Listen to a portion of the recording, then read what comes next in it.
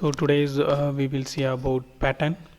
Pattern is an important tool because the shape what we going to make us a work piece or output may be first printed in the pattern. Okay, by using the pattern only we are going to make multiple copies. Okay, right.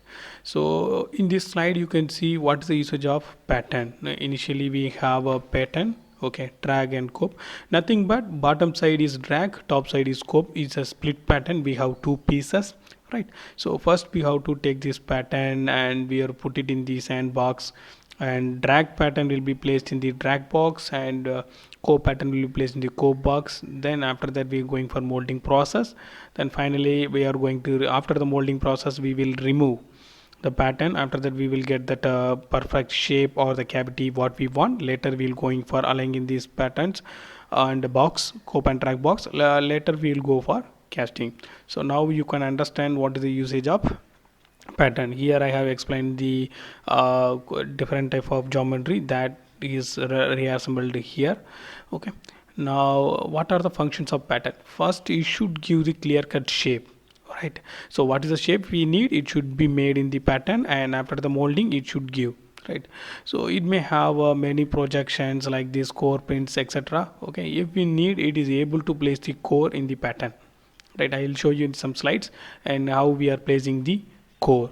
Okay, it should support the runner gates, riser, etc., so that we will get a good mold or good casting process and for getting one nice product. Right. So pattern properly may have finished smooth surface. If a rough surface is available, they will ready to react or stick with the molding sand. While removing, it will produce some geometrical effect, right? And properly construct pattern minimize the overall cost of the casting. Yes. So this point is very much important, and we will see how it's going to properly design in upcoming slides. First one, pattern material. You can use any material in your laboratory. Most of the time we are using wood and aluminum as a lightweight material we are using. Some special purpose we may use stainless steel, right? And plastic also sometimes we are using. We cannot throw the plastic away from this group. Yes, absolutely. So what are the things you observed in your laboratory? You just check. If you are taking the wooden pattern, it is light in weight. Okay, it is easily manufactured. You can go to your lathe and you can make any shape, right? The manufacture cost is very less, and it give adequate performance. We can't say that it will come for 6-7 years. It may be service 2 to 3 years for our commercial purpose, not for the industry purpose. Okay, the second, what we are doing, we are placing the pattern and we are putting the sand, and we are going to ream it by using the reamers. So two things we should take care. One is we are going to put sand may having binders and additives, some lubricants, etc., so it should not react with those sands first. Second, we are going to put some effect by using rammers, so that mold or the pattern should withstand the applied force. If it is going to number of pieces after applying the force, what is the purpose of using the pattern or using that material? So you should clear, right? So wear resistant, abrasion resistant, you should have. I told you corrosion and chemical resistant, that's okay. Dimensional stability, after giving some ramming, whether it's going to change its dimension means everything is waste. And I told you low cost and easy maintenance, repairable, those things also some additional parts you should take care. And you can see wax, resin, etc., we have some materials. So here I told you a properly constructed pattern minimize the overall cost of the casting. Now you come here. So we have five types of pattern allowance. Allowance is nothing but something extra dimension we are giving to, so that finally we will get exact product. So pattern allowance is very important. I'll give small example. In summer, railway tracks will be extend, thermally extend, and winter it will be uh, contracted. Due to this only, if you see the joining of the railway tracks, they will given some small spaces. So you can easily identify that when the atmosphere temperature itself, they have some influence on that casting. No, cast iron or what the material we are used to build the railway tracks. Explained here we are melting the material into liquid temperature, then we are putting it into the cavity and we are waiting for the solidifications. After that we are removing. Think about it, how many possibilities are available for changing the dimension, contraction, expansion, etc, etc. So some we need some allowance. And one of the drawback of the casting product is the surface finish is not good always. Okay, so what we are going to do, we are will do some machining operation, so for that also we have to give some allowance, right? So we will go and see one by one. Now the draft allowance, you can see the two types of patterns are compared here. First one is having the sharp corner, right? No, no, no, back. Yeah, you can see some sharp corners over here. So while removing, what will happen? Stress concentration will be act on the sharp corners. So there isn't some crack may be formed or dimension may be changed if you are removing the pattern from the sand. So you should take care. So how to avoid? Yeah, this is the best way to avoid that type of defect. We should make it as a tapered portion so that when we are removing, it is easy to remove, and when we are taking back, this top side will not be damaged by the pattern. If you are removing here with highly concentrated force, you have to give and you have to take. There's a chance of changing the shape or modifying the casting shape while lifting this pattern. So here it is not that much we can go. So try to make tapered portion instead of making straight and vertical options. And distortion allowance, I'll give a very small example. You just to go and do one small welding operations in your laboratory. Don't put the workpiece in the fixture, just to weld and leave it. Once it is solidified or cooled down, you go and check. Initial condition may be like this, final condition any one of this thing will be appeared. Yes, because free expansion is going to take care. We are not going to give any support. Free expansion going to take means there won't be any stress, so it will expand freely. We can't say that which shape is going to extend. So in order to compensate that one also, you should take care in such a way. You have to model your pattern.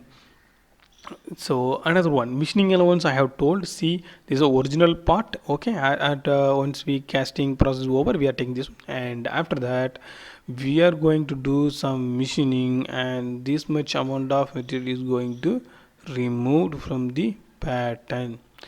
Okay, this is the best thing you should know. This much amount is removing, so that only I have clearly given this image. Please focus and see how much we are removing. So pattern, this allowance also important. Oh, not this one, okay. And shrinkage and solidification and cooling, shrinkage and solidification cooling time. So you see, I told you when liquid to solidification is taking place, there's a change of volume is appeared. If you want to know, take one bottle, you fill with water, you put it in the freezer. Next day, I want the solidification over, just check the dimension of the bottle. You will get something different. Okay, some changes will be appeared in the bottle, so you can easily identify some areas are needed. Some dimension changes going to happen once liquid to ice is produced. Liquid water to ice was produced. So similar things going to be happen here also. Starting level immediately after bringing, it will be like this, but when solidification is taking place, you can see this much gap is availed.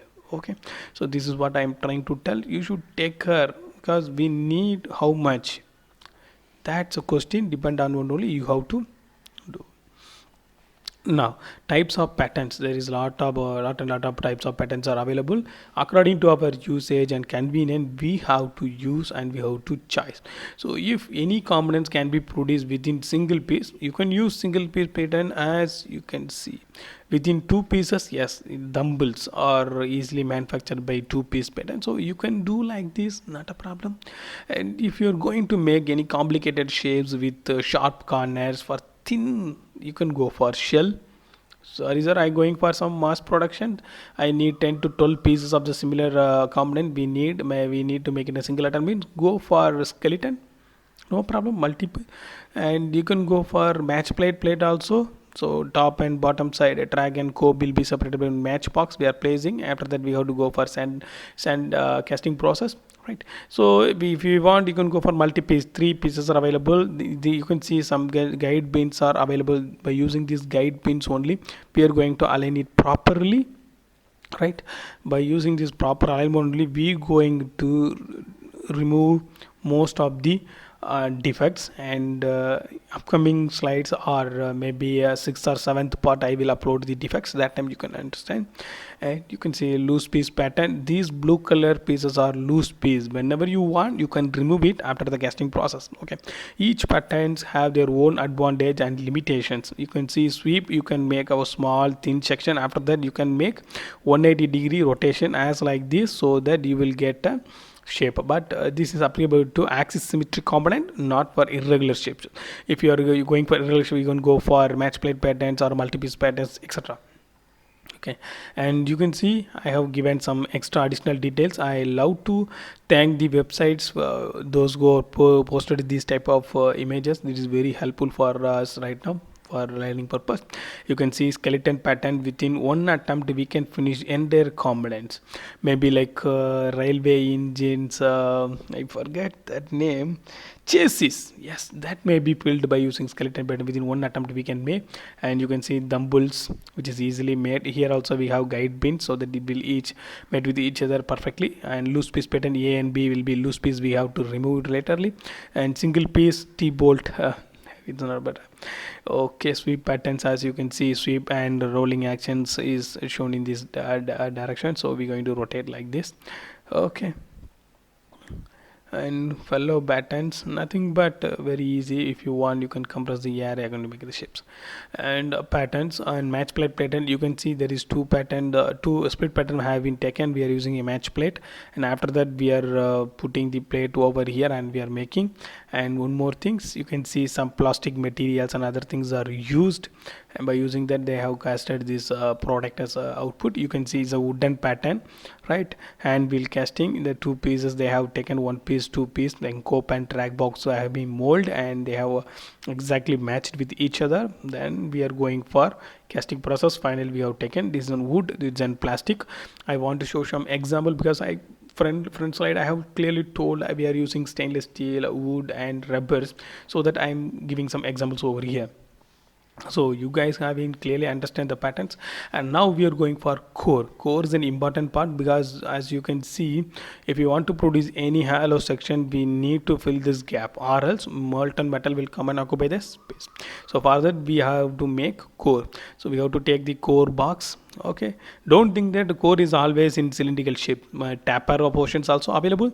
Core box you have to take, then we have to clip it, then we put the core sand. I clearly explained core sand is somewhat different than the normal molding sand. It have high strength and refractiveness compared to others. And we are going to use the supporting rod to push it. In casting, normal casting, in the mold we are using ramming process by using hammers, but here we can't use because shape is very small, so we are using supporting rod to push. Then after that we have to make a bend. I told you in the sand we are using moisture content, so when it is heated, moisture content should be entrapped here. It should escape easily, or that making bend. Then tapping action is necessary, and we have to do it gently. Thing is, when you are putting the tapping, vibrations will be passed from the wood to the core. Okay, so that it will not stick with the wood, right? So after that remove the wood and you will get perfect shape. If you are roughly handling the tapping, what will happen, dimension changes will be happen, so expected core shape will not be appeared, maybe with some cracks and other things will appear. Now you can see some examples. There's a job, and if you see the engineering drawing, any hidden or any holes are available, we have to show by dotted lines. This is the axis. Now core was placed over here, right? And you can see the whole process I have shown to you, so better understanding. And I love to thank the websites.